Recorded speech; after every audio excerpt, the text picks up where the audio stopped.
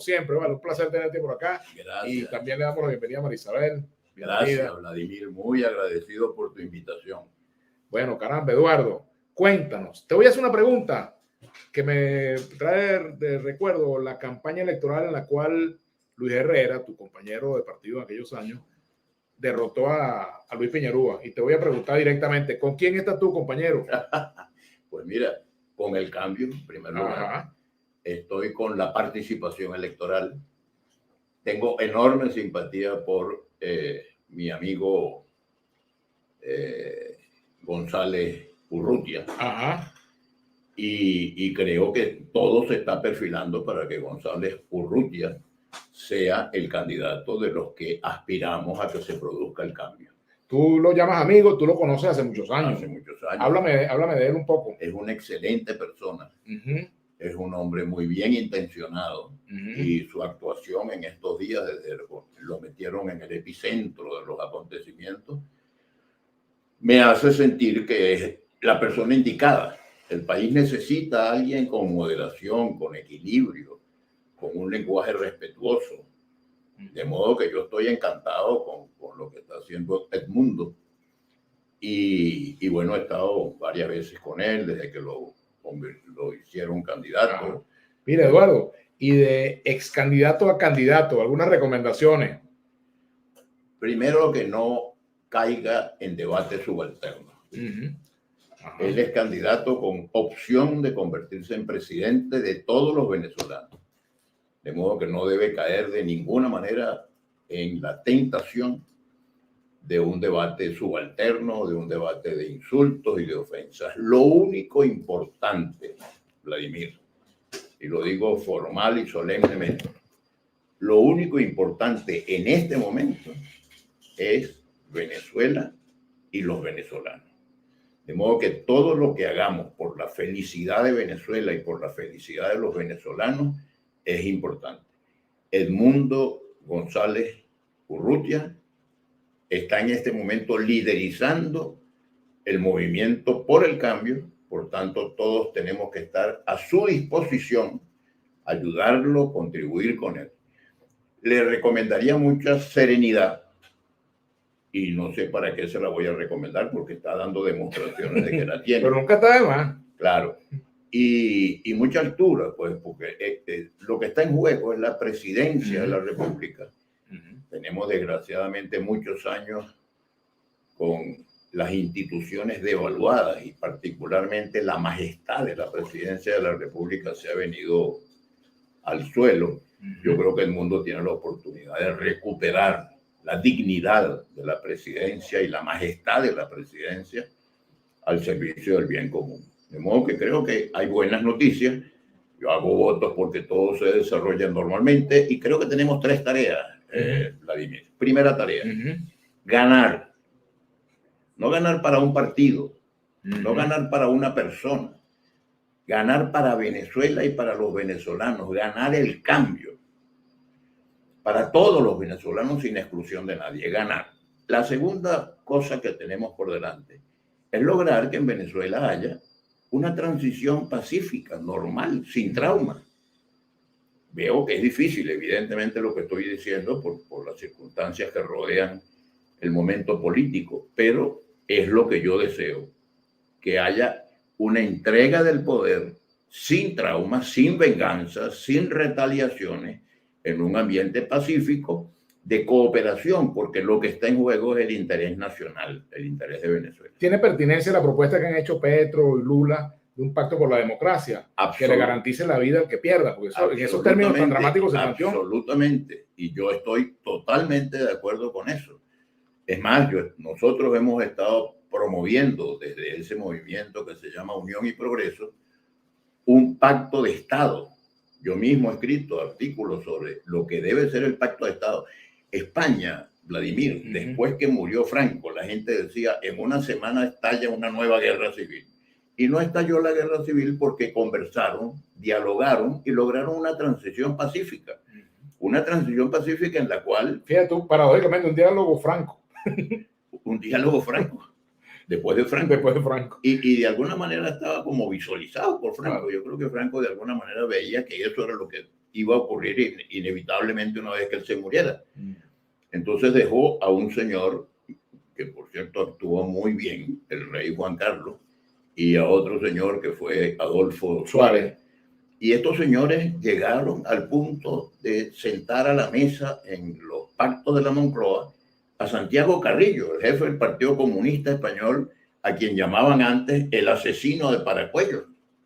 Y fueron capaces de sentar en la mesa a Felipe González, que era el jefe del Partido Socialista Obrero Español, y a Santiago Carrillo, y a Manuel Fraga, y a todos los líderes. Hicieron unos acuerdos y España tuvo una transición admirable, estupenda. Y cualquiera que conozca la historia de Venezuela tiene que reconocer la bondad del Pacto de Punto Fijo.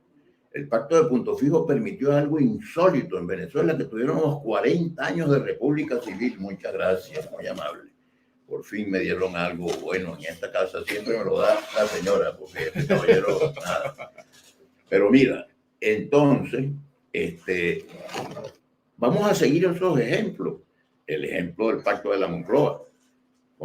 ¿Quién podía ser más repugnante, digamos, para los franquistas? Sentar a la mesa a Santiago Carrillo. ¿Qué podía ser más repugnante para Santiago Carrillo que sentarse en la mesa con un jefe de Estado designado por Franco? Y con un señor llamado Adolfo Suárez, que venía de ser el ministro secretario general del movimiento que había sometido a España a 40 años de dictadura. Y Nelson Mandela en Sudáfrica se sentó con sus carceleros, con los que lo habían tenido 27 años presos. Entonces, en Venezuela hace falta regresar a la cultura del diálogo, del entendimiento, del amor por Venezuela, del servicio al país.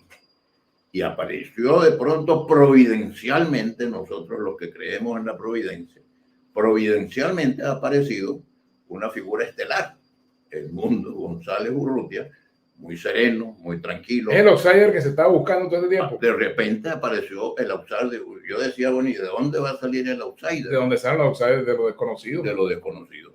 Ahora, Eduardo, esa candidatura hoy en día corre riesgo de salir del juego. ¿Tú ves que ese riesgo está disipado? Ojalá que no estuviera disipado. Que esté disipado. Claro, de este gobierno desgraciadamente podemos esperar cualquier cosa, pero confío en que todas las circunstancias estén apuntando, incluso la actuación del presidente del Brasil, el señor Lula da Silva, y del presidente de Colombia, Gustavo Petro, abona en la misma dirección de un desenlace inteligente, civilizado, constructivo, positivo. Eso es lo que queremos todos. Eduardo, el rol ya hablamos sobre Gonzalo Urrutia. Él ha dicho, bueno, que no va a estar saliendo mucho en campaña porque, bueno, María Corina está haciendo el trabajo. Y alguien por allí, primero lo dijo Mario, luego lo dijo Ramón Guillermo de Leo, esa expresión que dice, ni tan lejos del santo que no lo alumbre, ni tan cerca que lo queme. Yo creo que él debe desarrollar su propia personalidad. María Corina tiene un papel fundamental. ¿Cuál debe ser su rol en la campaña? El de ella. Ella es la figura más importante de la oposición en este momento. Yo tengo mucho cariño a María Corina, mucho afecto familiar, mucho respeto, muchas discrepancias, muchas diferencias, pero en todo caso tiene un rol muy importante que jugar, sobre todo si entiende que lo único importante es Venezuela. El protagonismo personal de cada uno de nosotros puede tener importancia para nosotros, pero lo fundamental es que sirvamos al interés nacional. Venezuela tiene que tener un presidente a tiempo completo. Y el mundo tiene que ser, si sale electo presidente, como parece que tiene la probabilidad, la posibilidad de salir electo, tiene que ser un presidente que tiene que tomar sus propias decisiones. Desde luego, en consulta con mucha gente y sobre todo con una persona que tiene una importancia tan grande como la que tiene María Corina, como líder fundamental de un sector, el más importante de la oposición venezolana. Hay varios temas que son espinosos, ¿no? En cualquier decisión, sobre todo una vez que se está en el gobierno. Por ejemplo, en días recientes, sentado ahí donde estás sentado tú, nuestro común amigo Ramón José Medina decía que ya de una vez Gonzalo Urrutia debería llamar a Vladimir Padrino para conversar de candidato a ministro de la defensa, pues, para conversar sobre temas institucionales, en fin. Yo creo que hay que tener la disposición de dialogar y de conversar. Y una institución tan importante como la Fuerza Armada, hay un jefe más importante que Vladimir Padrino, que es Nicolás Maduro, que es el comandante en jefe de la Fuerza Armada. A mí una vez, hace unas cuantas semanas, me vinieron a proponer una conversación con Vladimir Padrino. Ajá. Y yo dije, pues mire, con mucho gusto, pero yo quisiera estar seguro de que esa conversación está autorizada por el jefe de Vladimir Padrino, porque no quería hacer algo que parezca como una especie de conspiración. Entonces yo creo que el mundo tiene... ¿Y esa propuesta vino de allá adentro? Vino de un señor cercano. ¿A Padrino? No sé si Padrino estaba en cuenta de eso o no, pero en todo caso me parece que el liderazgo civil tiene que estar en la disposición de conversar con quienes tienen la responsabilidad de la conducción directa de la Fuerza Armada. No tiene ningún sentido estar amenazando a los jefes militares con cosas terribles, sino que bueno, vamos a ver cómo convertimos de nuevo a la institución armada en una institución querida por los venezolanos, respetada, admirada. Cuando se hacen las encuestas, cuando se hacían las encuestas en el pasado, en tiempos de la República Civil, y se preguntaba qué institución le merece a usted más respuesta, más respeto, la Fuerza Armada siempre aparecía casi que junto con la Iglesia. En este momento no está ocurriendo eso. Eso tiene que volver a pasar. Una Fuerza Armada bien estructurada, profesional, al margen de la política partidista, una Fuerza Armada seria, bien equipada, de un tamaño razonable de acuerdo con las necesidades de Venezuela. Y por supuesto que si el mundo logra una conversación con Padrino y el presidente Maduro la autoriza, pues me parece que es muy bueno. Por cierto, que volviendo a citar a Luis Herrera, recuerdo una frase que él siempre decía: los militares son leales hasta que dejan de serlo. Así es, así lo demostraron el 4 de febrero de 1992 algunos militares. Felizmente el 4 de febrero de 1992 la mayoría de los oficiales de la Fuerza Armada fue respetuosa de la Constitución y de la democracia. Y ese golpe absurdo fue derrotado. Igual que el Carmonazo. Igual que el Carmonazo. Esa actuación al margen de la Constitución, pues no tenían perspectiva de salir adelante. Yo, por cierto, di ese día una declaración en Miraflores, porque por ahí han especulado mucho. Han especulado mucho porque yo estuve en Miraflores, claro, un vocero muy autorizado del presidente Chávez, que era el general, no me acuerdo cuál era, ¿será? El que fue después embajador en Portugal. Ah, Lucas Rincón. Lucas Rincón. Le informó al país que el presidente Chávez había aceptado la renuncia que le había... La cual aceptó, pero él dijo que había una renuncia, la cual no mostró. Ese es el otro problema, no se mostró la renuncia. Pero una vez que un vocero tan autorizado de Chávez dice que el presidente renunció, fui a Miraflores a ver cómo podía contribuir de alguna manera a la orientación de los hechos que estaban ocurriendo. Cuando vi lo que se estaba haciendo, Pedro Carmona, que era y sigue siendo mi amigo, me contó lo que iban a hacer y yo le dije: mira, Pedro, yo creo que esto es un disparate, me parece que yo no estoy de acuerdo con esto, y me fui. Me dijo: allá hay una silla reservada para ti en el salón de actos donde se iba a firmar aquella acta. Bueno, pues yo ni siquiera fui al salón de actos, porque dije: ¿cómo va a estar en un acto como un decreto que me dices que van a disolver el Congreso, que van a remover a los gobernadores y a los alcaldes, que van a hacer... No, eso no tiene ningún sentido. Bueno, total que me fui y le di una declaración a un periodista muy notable, sobre todo como periodista, no como ministro tanto, llamado Ernesto Villegas. O sea que tengo a Ernesto de testigo. Por cierto, hoy está de cumpleaños, chicos. Hoy bueno, saludos, Ernesto, en nombre de Vladimir y en el mío propio, y en nombre de Mario. Todos te mandamos un gran abrazo de felicitaciones por tu cumpleaños. Te mando un abrazo de tigre, pero cuidado con la garra. Y que Dios te llene de bendiciones, Ernesto. Fíjate. Ese es el más pequeño. El más pequeño, sí. El menos viejo ahora, pues ya todos pasamos de 50. Pero fíjate. Yo también. Eduardo, aquí hay algunos comentarios que voy a comenzar a leer. José Avendaño dice: Vladimir, o Villegas dice, no hay manera de que esta destartalada oposición radical pueda vencer a Nicolás Maduro. Esa es su opinión. Yo creo que le conviene a Venezuela el cambio político. Yo creo que le conviene a Maduro el cambio político. ¿Tú sabes cosa triste? Le escribí en estos días en un artículo. Un hombre que creció con un discurso revolucionario y popular, empeñarse en ser presidente de un país cuando el 80% de ese país le está diciendo, señor presidente, váyase. Entonces, empeñarse en ser presidente a como dé lugar de un país que en su inmensa mayoría le está diciendo queremos un cambio. Por eso a mí la reelección presidencial nunca me gustó, pero la permanencia de Maduro tantos años en el poder no es bueno para el país, ni siquiera para él. Hablando de Maduro, ¿están maduras las condiciones en Venezuela para un cambio? Yo creo que sí, súper maduras. Aquí dice Edgar Bertis, Vladimir, no te envidio, pero tú debes comer bien. Bueno, trato de cuidarme. De hecho, estoy ahorita en dieta. Tratando de perder unos kilitos porque no se descuida mucho con la alimentación.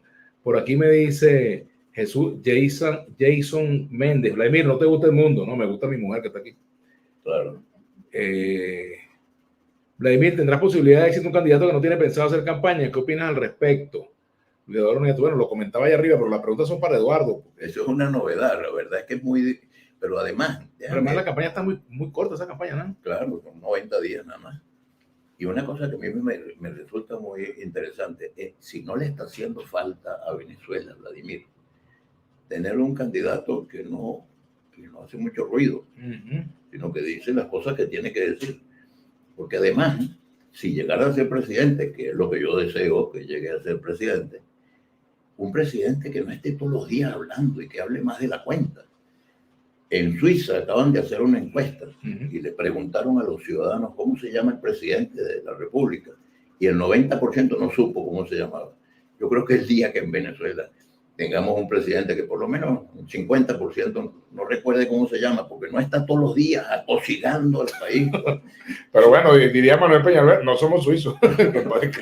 Eso fue, por cierto, una frase muy comentada. Sí, porque fue contra la reforma política. Contestando un discurso tuyo, sí. Entonces me dijo, es que Eduardo Fernández se le olvida que nosotros no somos suizos. Sí. Bueno, pero no deberíamos tratar de parecernos a los más atrasados, deberíamos tratar de parecernos a los más desarrollados y a los más cultos. Así, bueno, aquí hay otros comentarios. María Corina sabe lo chavista que eres, Vladimir. Ay, sí, me da mucho miedo que digas eso. Edward Ibarra. Así es, triste que hay muchos parásitos que apuestan que el gobierno continúe. Bueno, ya comienzan aquí algunos, eso que llaman bots y cosas, ¿no? Bueno, bendiciones aquí, tía Juana, Luis Bocán, saludos. Dígame de dónde salió el líder de los 5 puntos cardinales. No sé dónde salió. Por cierto, tendrá posibilidad el candidato. Ajá. En IFEDEC hemos hecho un programa de 5 puntos. Y si me lo permiten, hablo de esos 5 puntos, ya que hablo de los 5 puntos cardinales, que no hay sino 4, ¿no? Claro, por supuesto.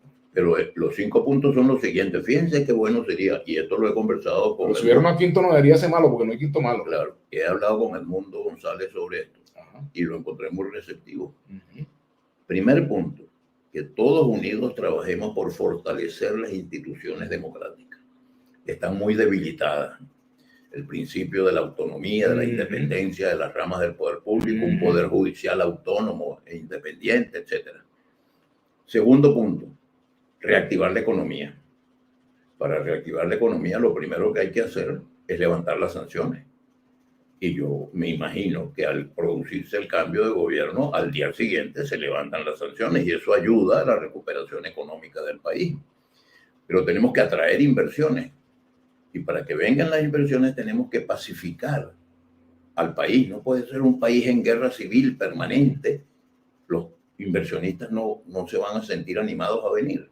Y necesitamos reactivar la economía para generar empleo y para generar bienestar económico de toda la población. El tercer punto del programa que propone IFEDEC es atender el problema de la pobreza que afecta a un porcentaje muy elevado de venezolanos. Hoy son muchos más las familias que viven en situación de pobreza de lo que eran a comienzos del siglo. Entonces tenemos que implementar un programa y ahí están las ideas para implementar ese programa y los recursos económicos, porque las Naciones Unidas han aprobado un aporte importantísimo para el problema social venezolano. El cuarto punto, mi querido Vladimir, es erradicar la corrupción como un esfuerzo nacional de todo el país. El presidente Maduro en los últimos tiempos ha estado como muy elocuente en relación a condenar la corrupción. Bueno, vamos a sentarnos en una mesa donde se estudie cómo y por qué se produce la corrupción y cómo podemos ayudar a erradicarla. Y finalmente, el mejoramiento de los servicios públicos. Un país no puede desarrollarse sin energía eléctrica. Bueno, el Banco Mundial tiene los recursos y los planes y los técnicos necesarios para que Venezuela tenga electricidad todo el país, agua potable, que tengamos los servicios públicos básicos, salud, por supuesto, educación, seguridad personal, vialidad, gasolina, es decir, todas esas cosas. Entonces, estos 5 puntos no son para que los implemente un gobierno solo, sino el país, el liderazgo nacional, los sectores empresariales, los sectores sindicales.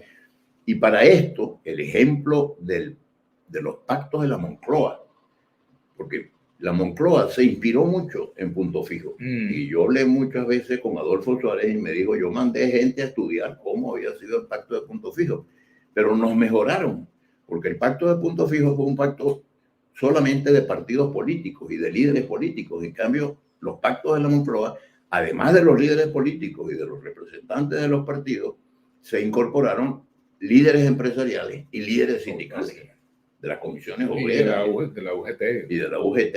Así es. De modo pues que yo creo que este sería un programa muy bonito para que hagamos que Venezuela salga de esta crisis tan dolorosa y tan prolongada que hemos padecido en los últimos 25, 30 o 35 años. Daniel Álvarez, Vladimir, ¿has pensado organizar algún debate cuando empiece la campaña? Me encantaría. No sé si los candidatos querrán asistir, pero bueno, uno de los candidatos es condiscípulo tuyo, ¿no? Bueno, pero ese es el más difícil que venga un programa conmigo. Eso está, como aquel programa de Radio Rochela, está difícil. Explica la situación y los impactos si sale la sentencia a favor de Ratti, dice Eduardo Castillo. ¿Qué dices tú de eso? La conozco poco y conozco poco a los protagonistas, pero no me gusta.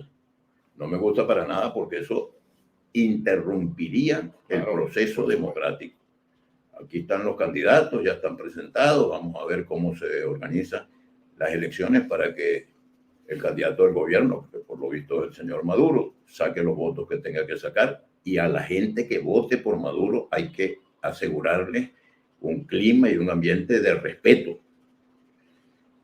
Y hay los que queremos el cambio, que somos evidentemente mayoría, y que en este momento tenemos como candidato a Edmundo González Urrutia, embajador. Ya tienes candidato, ¿verdad?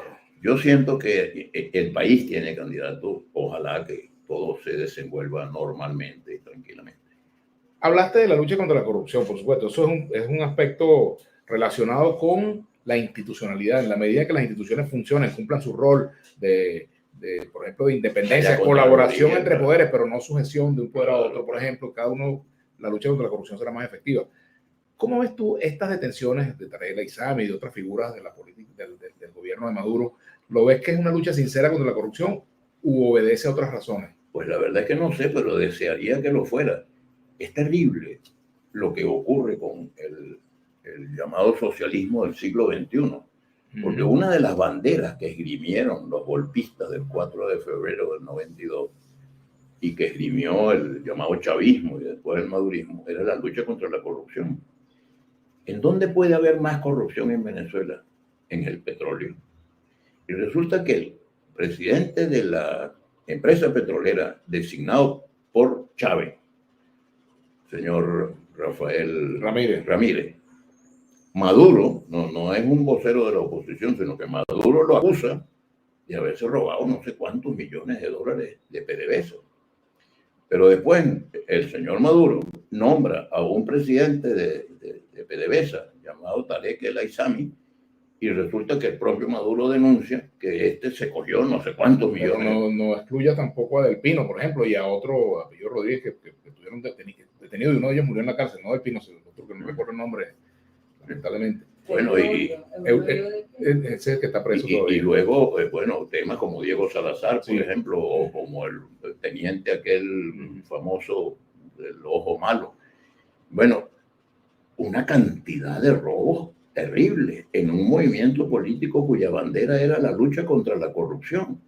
Desgraciadamente en la historia de Venezuela siempre ha habido episodios de corrupción, pero nunca ha habido concentrados en un periodo de 25 años tantos escándalos de corrupción tan gigantescos. Hay que ver cuando Carlos Andrés Pérez y el famoso buque refrigerado, aquel Sierra Nevada, bueno, el escándalo que se armó, y eso era pecata minuta, era un puñito de dólares comparado con lo que ha sido el asalto a la empresa petrolera nacional, según dicen ellos mismos, porque no es que es una acusación de voceros de la oposición, es que Maduro dice que Rafael Ramírez se cogió unos reales y Maduro dice que Tariq El Aissami se cogió unos reales y pide cadena perpetua. Bueno, pero bueno, ¿y qué pasó? Que la corrupción fue peor bajo el régimen del socialismo del siglo XXI que en la República Civil y que en las repúblicas anteriores. Guzmán Blanco no se parece para nada a esto en magnitud de corrupción. Otros comentarios de la audiencia. Vladimir, espero que salga el 29 de julio en tu programa cuando la oposición radical vuelva a perder. José Avendaño. Amigo, no cuente los pollos antes de nacer. No sé. Como que es recurrente. Sí, hombre, sí, insistente el hombre, pero está bien. Bueno, ajá. Ezequiel Marín dice, el mundo hasta para hablar se enreda. Dice Ezequiel Marín. Bueno, la gente con sus opiniones, cada quien con sus opiniones. Eso decían del presidente Leoni. Bueno, sí. Y Leoni de repente le decía, buenas coche, compañeros de noche. Un discurso que digo en coche. Buenas coche, compañeros de noche. A lo mejor era pariente de Biden. Bueno, y Biden también lo dicen, pero Leoni fue un gran presidente. Saludos. Estos días se estaba celebrando un aniversario de su nacimiento. Daniel Dávila nos saluda de Bogotá, Colombia, es merideño. Qué bueno, Dávila. Saludos, de Omar, saludos. Ajá. Otros comentarios por acá. ¿Qué pensará Padrino López de estas elecciones? Habrá que preguntárselo al tocayo. Ajá. Yo veo como un hombre que puede pacificar al país, dice Gustavo González. Efectivamente. Ajá. Por aquí me pregunta sobre la perspectiva de un debate. Bueno, en la medida de lo posible lo podemos hacer. Sí, ajá. ¿Qué opinas del audio de Mundo que mostró Diosdado Cabello en su programa? Bueno, mira, eso es parte de pienso yo, Eduardo, todas esas cosas van a salir, audio, fotos, montaje, video, pero esa es una forma de hacer política. Yo digo que en mayor nivel de descalificación y de insulto, menor nivel de los argumentos. Claro, es un envilecimiento del debate político y de la política. La política es una actividad muy noble siempre y cuando esté orientada hacia el bien común, a promover valores, a promover principios, a defender el interés nacional. Pero eso esa manera de estar descalificando a los adversarios me parece que es deleznable y merece la censura más grande. Lo otro es, fíjate tú, más allá de lo que en una conversación privada se puede decir muchas cosas, cada quien puede decir lo que quiera en una conversación privada, pero lo que no tiene derecho nadie es a meterse en una conversación privada, ni a grabar. Eso es lo que revela, es la falta de privacidad que hay en Venezuela y de ética en cuanto a la privacidad de las conversaciones, el ventajismo, porque terror. Porque tienen a su servicio todos los mecanismos de inteligencia del gobierno que deberían estar colocados al servicio del interés nacional y no al servicio de las campañas electorales y de los desahogos politiqueros y subalternos de un personaje como el señor Cabello. Ezequiel Marín, el mundo salga de su lujoso apartamento, desde ahí no se hace campaña. Bueno, saludos. No estoy de acuerdo con que sea manipular el candidato por María Corina y el combo de corrupto, dice Cristóbal Gómez. Aquí dice, Vladimir, tú puedes ironizar y te ríes porque sabes que a tu régimen no lo baja nadie y por eso te ríes socarronamente. Alex Morales Gómez. Fíjate, tú, los extremos se juntan. Pero no te rías socarronamente. No, voy a tratar de reírme seriamente. Sin socarronería, seriamente. Saludos, Vladimir. El río sigue creciendo, el mundo para todo el mundo, dice Sagitario 03. Ajá. Excelente programa, Vladimir. Será bueno Qué bueno. que los otros candidatos se retiren cuando aún está el temor de que deshabiliten a X candidato o inhabiliten. Deshabiliten puede ser un término, digamos, entiendo lo que quiere decir, que después de habilitado lo inhabiliten. La palabra sería desinhabiliten. Desinhabiliten, exactamente. Gracias por la corrección. Complicada la palabra. Así es. Alexander González. Bueno, cada candidato tendrá que medir. Por ejemplo, Enrique Márquez. La candidatura de Enrique Márquez. ¿Cómo es tú la candidatura de Enrique Márquez? Mira, yo tengo mucha estimación por Enrique. Igualmente, Enrique es mi amigo. Lo aprecio mucho. De los candidatos, el que realmente es amigo mío, digamos, con que tengo un trato permanente con Enrique. Bueno, y Luis Eduardo también es mi amigo personal. Tenemos diferencias, por supuesto. Yo tengo la relación con su esposa, con Luis Eduardo, que puede tener un burro como un tigre, ¿no? Yo nunca entendí por qué la gente en Monaga votó por un gato. Ajá, y antes había votado por un burro. ¿Cómo saliste tú en Monaga? Muy bien, pero en todo caso no gané. ¿Cómo que no votan por un tigre y votan por un gato y votan por un burro? Son muy gatos.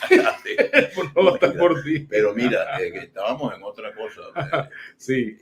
¿Cuál era el tema que me habían planteado? O sea, que sería bueno que si otro candidato se retiene, te pregunté por Enrique Márquez. Mucho cariño para Enrique Márquez. Bueno, mira, es una decisión que le corresponde a él. Él ha hablado con mucha claridad de que en todo caso está atento a la evolución de los acontecimientos y que no quiere ser un factor de división, sino un factor de unión. Además, me gusta mucho que Enrique Márquez también está sosteniendo un discurso serio, un discurso de altura, un discurso de integración y no de desintegración y de división. Y el hecho de que dos candidatos en la oposición, uno Edmundo González Urrutia, el otro Enrique Márquez, hablen con un lenguaje de altura, me parece a mí que es un progreso enorme y lo aplaudo sinceramente. Otro candidato con quien tengo buena relación también, que es amigo, pues Benjamín Rosario. Yo soy más amigo del Conde que de Benjamín, realmente. Pero, ¿qué opinas tú del Conde? Yo también soy más amigo del Conde que de Benjamín. Al Conde lo veo muy bien como artista, no sé, en política realmente no termino de entender. Ajá. Vladimir presa a una persona por apoyar a María Corina en un evento que es increíble. Bueno, hay varios presos por razones que tienen que ver con la campaña electoral y entonces es el tema de la criminalización de la política. A mí me preocupa mucho eso, ¿no? Es absolutamente injustificable, absolutamente. Es más, incluso suponiendo que alguna persona en el desarrollo de la campaña incurra en alguna cosa que pueda merecer, hay que ser muy tolerante, porque estamos en una campaña electoral. No puede ser que estén detrás de cada acto de María Corina metiendo preso gente que tenga que ver con la... Por ahí me preguntaron, por cierto, una persona que está viendo el programa me preguntó qué opinaba de que donde va María Corina va Diosdado. ¿Qué piensas tú de eso? Es curioso, ¿no? Es curioso, pero además es un error que comete Diosdado porque se ve el contraste. Se ve el contraste. Hay que ver qué contraste entre María Corina y Diosdado. Bueno, Alexis Noguera, un señor que no vive en Venezuela como es el mundo. ¿Quién le dijo a usted que no vive? ¿Quién ha dicho que no vive en Venezuela? Que es uno chulo de la prueba. ¿De dónde sacaron eso? Gobierno fue oportunista, incluso el gobierno. Imagínate, yo empecé a ver en las redes que el mundo estaba en Miami, que estaba mandando cosas desde Miami. No, y yo estuve con él en mi casa hablando y después leo en la cosa que está en Miami. Es que no hayan que inventar ya. Cosa absurda. Mira lo que dice aquí. Pienso que por la edad no puede ajetrearse mucho. De todas maneras, tiene María Corina que lo ayude. Miren, Eduardo Fernández le lleva unos cuantos días unas semanas. Y tú andas por todo el país. Absolutamente. Ahora voy a Cojedes, después voy a Portuguesa, por cierto, también. Detrás de María Corina y detrás de Diosdado. De Diosdado. ¿Persiguiendo a María Corina o a Diosdado? Me invitaron a hacer un conversatorio sobre la situación nacional y recibí una invitación muy honrosa del Consejo Legislativo Regional del Estado Cojedes y del Consejo Municipal del municipio San Carlos, de la capital, y para un conversatorio sobre la situación nacional. Y con mucho gusto acepto y vamos a conversar sobre Venezuela, porque como te dije hace un rato, y si de repente me piden a mí qué título quisiera yo que tuviera esta conferencia, esta conversación, el título que yo recomendaría sería el siguiente: lo único importante en este momento es Venezuela y los venezolanos. Los protagonismos personales y las intereses político-partidistas, hay que ponerlos a un lado. Es Venezuela lo más importante. Ese me gustó más. Y todos debemos estar al servicio de Venezuela y de los venezolanos. 30 millones de venezolanos que están pasando trabajo y a quienes tenemos que servir. Buenos días, Vladimir. ¿Tú crees que podemos cambiar el gobierno de forma democrática este año? Dejé la bolita de cristal no sé dónde, pero esperemos que se exprese la voluntad del pueblo. La Constitución dice que este es el año en que hay que hacer. Claro, así es. Ajá. Otros comentarios por aquí. Yo solo digo que este gobierno hay que tener recelo de esa gente que se puede esperar cualquier cosa. ¿Oyeron? Estoy sorprendido de que los Rodríguez no están hablando mucho. Solo lo hace el jefe de Venezuela. Él, Dios sabe más nadie, Dios mío. Bueno, comentarios van y vienen. Los extremos no le gustan. Biden versus Trump. Qué bueno que Biden no es extremista, si no Gaza ya no existiría. Bueno, yo me refiero a lo que está pasando en la política norteamericana. Biden tiene una manera de ver la política y Donald Trump es un extremista. Totalmente distinta. Yo lo veo así. El tema de Gaza es materia aparte. Yo tengo mi opinión al respecto y creo que yo también. En lo personal creo que ya Israel debería cesar los ataques a la población civil y esto debería tener una solución pacífica, es lo que yo pienso. Totalmente de acuerdo. En el caso suyo tiene más mérito porque usted tiene sangre judía más cercana. Yo también debo tenerla. Porque, pero seguramente. Claro, además yo vengo de Abraham y de todos los grandes profetas. Bueno, Abraham, mucho judío de apellido Fernández. Mire, tú sabes que acabo de estar en Abu Dhabi, donde fui a visitar a un hijo y a un nieto. Y hay un sitio maravilloso que se llama la Casa de Abraham. Y allí hay 3 iglesias. Una mezquita musulmana, una iglesia católica y una sinagoga judía. Las 3 en el mismo ambiente, pero incluso lo que más me impactó fue que la mezquita musulmana se llama María, Madre de Jesús. Se llama la mezquita porque en el Corán aparece Jesús mencionado muchas veces como un gran profeta. Mahoma, es decir, después de Alá, el personaje más nombrado en el Corán es Jesucristo, Jesús de Nazaret. Aquel espectáculo de esas 3 iglesias en el mismo sitio, el Papa Francisco estuvo allí con un gran líder del mundo musulmán y con un gran líder del mundo judío, hebreo. Qué maravilla sería que la humanidad entendiera que las religiones no pueden utilizarse como mecanismos para la violencia y la muerte, sino para la vida y la unidad y la unión y la esperanza. Javier Contreras, concisa profunda, buen periodista, le llega saludos, gracias. Bueno, lo cierto es que la diplomacia, hablando de Gonzalo Urrutia, la diplomacia tiene que ser el instrumento mediante el cual se resuelvan todos estos problemas. Claro. Por ejemplo, que los hebreos tengan su estado y los palestinos tengan su estado. Claro. Las Naciones Unidas ya han discutido suficientemente eso, ¿no? Claro. ¿Qué opinas del audio de Un Mundo que sacó Diosdado en su programa? Bueno, lo mismo, yo digo que son conversaciones de índole privada. Ahora, claro, es una falta de respeto. Creo que estar promoviendo, utilizando. Eso lo que revela es que estamos en una especie de estado policial. Claro.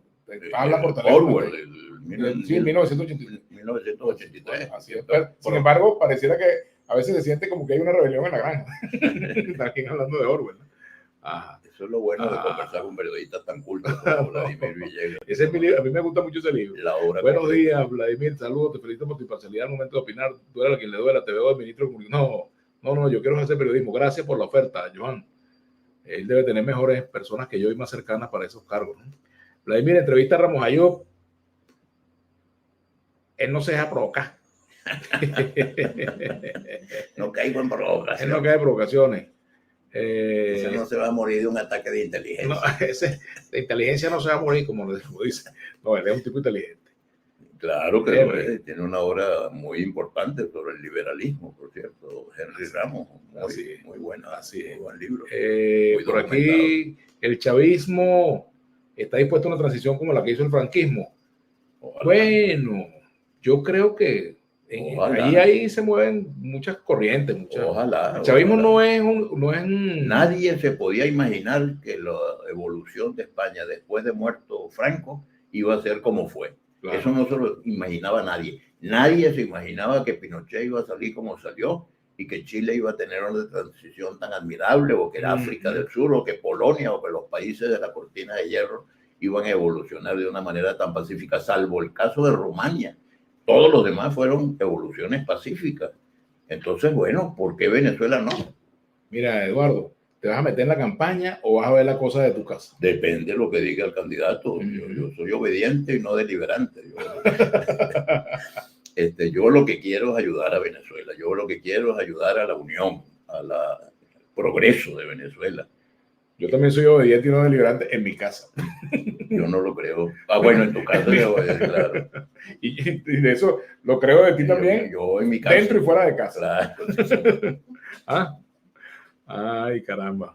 Ajá, ¿qué más? Clara Roja dice por aquí, vamos a leerlo por la audiencia, que es interesante. Critican a Maduro de corrupto y mi futuro presidente del mundo está haciendo campaña en foto. Bueno, hay gente que critica al mundo porque el mundo Gonzalo Urrutia porque salió una foto, pero muchos de los candidatos salían pegados a un afiche Chávez, así, me acuerdo. Así es. Bueno, buena entrevista de la de Venevisión demostrando al candidato de Educación y Coherencia su respuesta, Moisés Franco. Está bien. El que piense que ya María Corina quedó sin liderazgo, pues está bien pelado. El mismo señor Edmundo González se reitera sin dejarse manipular con muchos piensos de ella. No. María Corina tiene un papel bien importante que jugar. Y además, yo quiero reiterar lo que he dicho muchas veces. La inhabilitación de María Corina es un atropello jurídico, porque no puede ser que a un ciudadano se le limite el ejercicio de sus derechos políticos sin fórmula de juicio. Lo menos que podía haberse producido es un juicio donde tuviera el derecho a la defensa. ¿Qué le dices tú al chavismo que tiene miedo, al chavismo de base o al chavismo a cualquier nivel, incluso al madurismo, que tiene miedo de las consecuencias de la pérdida del poder? Pues mira, en política a veces se tiene el poder y a veces se pierde. En un país civilizado, en Venezuela, en la República Civil, los adecos decían que no iban a perder el poder más nunca, que iban hasta 3.000 años. Bueno, Caldera les gana las elecciones en 1969 y debo honrar la conducta de Acción Democrática del presidente León y del jefe del partido, que era Rómulo Betancourt, y del candidato presidencial, que era Gonzalo Barrios. Bueno, perdimos y entregamos. Y fue apenas por 30.000 votos, menos del 1% de la votación. Un cuarto de nariz. Cuidado. Exacto. Después, siendo Caldera presidente, gana las elecciones Carlos Andrés Pérez de Acción Democrática y Caldera dice lo que diga el Consejo Nacional Electoral. El Consejo Nacional Electoral dijo que había ganado Carlos Andrés Pérez y Caldera le entregó el poder de una manera civilizada y democrática. De modo que eso es lo que se llama la alternabilidad republicana. ¿Qué tiene que pasar el 28 de julio? Bueno, primero que la fecha es absurda, porque esa elección a Dios era a finales de año, pero bueno, es el 28 de julio. Muy bien. El 28, como decía mi tocayo Centey. Bueno, es el 28 de julio. ¿Qué tiene que pasar? Bueno, si gana la oposición con la candidatura de Edmundo González Urrutia, es un problema complicado todos los meses que faltan hasta enero. Tener dos presidentes, un presidente en ejercicio que ha perdido la confianza de la nación y un presidente electo que tiene la confianza de la nación. ¿Tú te imaginas? Claro, Chávez, por supuesto, ya no está en este plano, como se dice, ¿no? Pero lo que significaría para el chavismo que pierdan el poder el mismo día del nacimiento de Hugo Chávez. Caray, bueno, se empeñaron en poner ese día nada más que a parado. Y lo peor es que fue propuesta de un candidato opositor. ¿Así? De Brito, fue una propuesta de Brito. Opositor. Opositor. Bueno, mira, entonces, ¿qué pasa? Autodefinido. No idealicen la transición española de aquellos pueblos estos lodos, José Miguel Pereira. Mira, yo te voy a decir una cosa. Con todos los problemas que puede haber en España, yo siento envidia positiva, chicos. Pero claro. De los debates, de lo que pasa en la prensa. Últimamente se han degradado un poco también los debates. Es correcto, pero me refiero a que hay un debate en el Parlamento. No, pero lo que pasó a partir de 1976, de la muerte de Franco, hubo una cosa maravillosa, la aprobación de la Constitución. 90% de los españoles votaron a favor de una constitución que democratizaba al país y que le permitió entrar a la Comunidad Europea y tener un progreso económico formidable, progreso social. Ahora está un poco deteriorada la cosa otra vez, desgraciadamente, pero en todo caso, bueno, hay una democracia plena, ¿no? Como tuvimos nosotros vivimos de golpe en golpe y de revolución en revolución durante todo el siglo XIX y buena parte del siglo XX. Y cuando no estábamos en golpe y en revolución, teníamos una tiranía como la de Juan Vicente Gómez o como la dictadura de Marcos Pérez Jiménez. El acuerdo de Punto Fijo le dio al país 40 años de república civil, 40 años de progreso económico, de progreso social. En los últimos años se deterioró, bueno, y la república civil le entregó al poder a Hugo Chávez de una manera absolutamente respetuosa de la institucionalidad. En el Consejo Nacional Electoral, Chávez no tenía ningún amigo, y sin embargo el Consejo Nacional dijo, ganó Chávez. Y el gobierno de Caldera, que era la segunda administración de Caldera, hizo todo lo... Por cierto, a propósito de la frase de Chávez, juro ante esta constitución moribunda, ¿cómo está esta? Él se refería a la del 61, ¿cómo está la actual? Mira, para mi sorpresa, esta constitución terminó siendo bastante mejor de lo que yo creía que iba a ser. Yo no me metería con la constitución ahorita, porque un cambio constitucional debe ser resultado de un gran acuerdo. No es que una mayoría circunstancial le impone al país una cosa contra la opinión, sino tratar de hacer un gran acuerdo, un gran esfuerzo de unidad para modificar la constitución. Hay cosas que hay que modificar, por ejemplo. La reelección, la bicameralidad. La bicameralidad, hay que volver a ello. Una palabra complicada. Si somos una república federal, tiene que haber un Senado que represente a los estados. Pero esas son cosas puntuales. Pero para mí el problema es que la Constitución sigue siendo un proyecto por hacer, porque no... Sigue siendo un proyecto por hacer. Y lo que tiene de proyecto por hacer hay que rescatarlo. Pero, por ejemplo, la subordinación del poder militar al poder civil debe quedar mejor establecida que lo que está actualmente. Yo creo que hay que reducir el presidencialismo. Yo creo que hay que fortalecer la descentralización y la regionalización del poder y la municipalización del poder. Hay unas cuantas reformas. Por ejemplo, de que un cambio que sería importante, te pregunto, tiene que ver con los ascensos militares, por ejemplo, que vuelvan al Congreso. Claro, el Congreso Nacional, que representa la soberanía nacional, debe tener alguna palabra que decir. No puede ser que eso sea solamente una materia reservada al presidente de la República. Hay que disminuir el poder presidencial. Tenemos una patológica concentración de poder en el Ejecutivo. Sinceramente dejó mucho que decir en las entrevistas del señor Edmundo. Dio a demostrar que no es el candidato, hizo Elio Delgado. A mí me gustó mucho la entrevista. Por fin vi una entrevista de un político venezolano en la que no ofende a nadie, en la que no insulta a nadie, en la que no agravia a nadie. Me pareció magnífico. Eduardo apoyará al mundo, ya lo ha dicho aquí. Ajá. Y por aquí era un infante y recuerdo lo dibujó el Tigre Verde Copellano. Quería que fuese presidente en el 88. Soy de Falcón, estado más copellano de Venezuela. Rubén Darío Noroño Partida. Se dice. Uno de los estados más copellanos. Ajá. Porque los estados andinos, Táchira, Mérida, también Trujillo. Y bueno, hubo muchos estados que fueron, Zulia, fueron también muy copellanos. Yaracuy. Yaracuy. Yo gané las elecciones en Yaracuy a Carlos Andrés Pérez. Yo tuve que competir contra Pérez, Caldera y Lucinchi y gané Yaracuy, y gané Lara, y gané Mérida, y gané Amazonas. Bueno, está bien. El mapa no quedó tan desequilibrado. Saludos, Vladimir y el Tigre, hombre muy preparado y dando buenos consejos al resto de los políticos venezolanos. Bueno, Eduardo, ya terminando, creo que hemos hablado ya bastante. No sé si quieres agregar algo más que a mí no se me ocurrió preguntarte. Bueno, mira, la verdad es que Vladimir estuvo muy ayudado por la audiencia. Claro, sí, porque la audiencia participa mucho, entonces uno no lee los mensajes y te pierdes de... Lo que quiero es terminar esta conversación tan grata para mí, agradeciendo de nuevo a Vladimir la invitación y diciendo que no hay nada más importante que sacar a Venezuela de esta crisis tan prolongada. Venezuela y los venezolanos es lo más importante. Ningún protagonismo personal, ningún interés partidista puede estar por encima del interés nacional. A los señores del gobierno les digo, prepárense para un cambio y háganlo con dignidad. Ustedes saben un cambio bien difícil.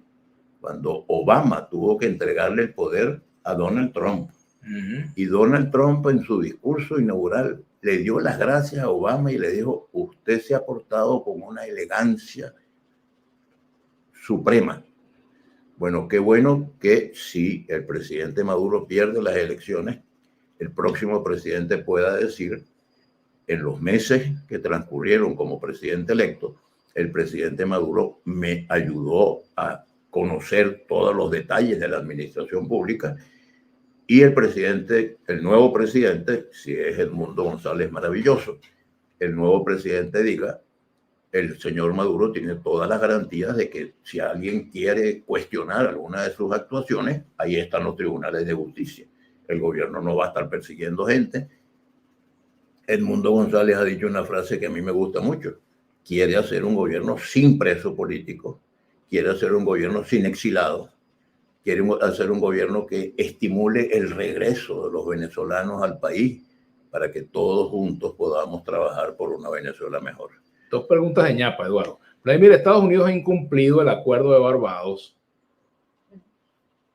pues las licencias petroleras no son levantamiento de sanciones como lo acordaron. ¿Cómo generar confianza para una transición así? Y por aquí dice, Vladimir, explícate cómo es que ese señor ganó y a los 6 meses le da el reinado a María Corina. Eso lo dijo el mundo. Bueno, si Edmundo González Urrutia gana las elecciones, es el que tiene que gobernar Edmundo González Urrutia. Eso es lo que yo digo, ¿no? Y María Corina y yo y Vladimir Villegas y todos tenemos que ayudarlo para que lo haga bien, porque es el interés nacional el que está en juego.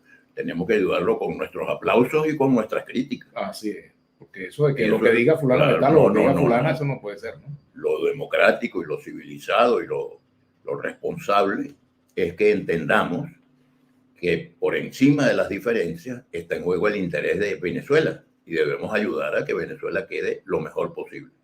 ¿Quién ganó las elecciones el 28 de diciembre, el 28 de julio? Hay que ayudarlo a que haga un buen gobierno para beneficio de los venezolanos. Gane quien gane. Sí, sí, señor. Bueno, Luis, qué buena entrevista, equilibrada con humor. Ojalá todos los invitados puedan tener una conversación franca y amena. Saludos.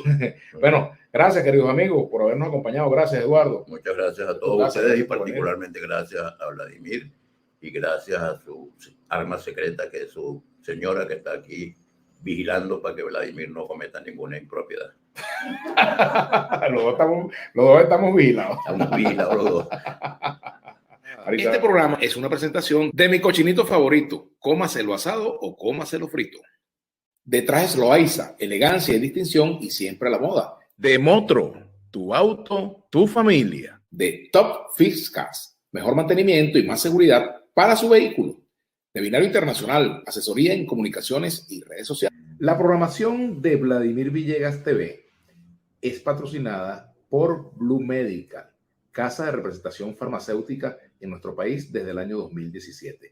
Productos como antibióticos, antimicóticos, antihipertensivos, antialérgicos. Toma nota. Blue Medical, la cajita azul que cuida de ti. De Óptica Berlut, para que veas tú y tú. Y de sportsvenezuela.com, los nuestros primero.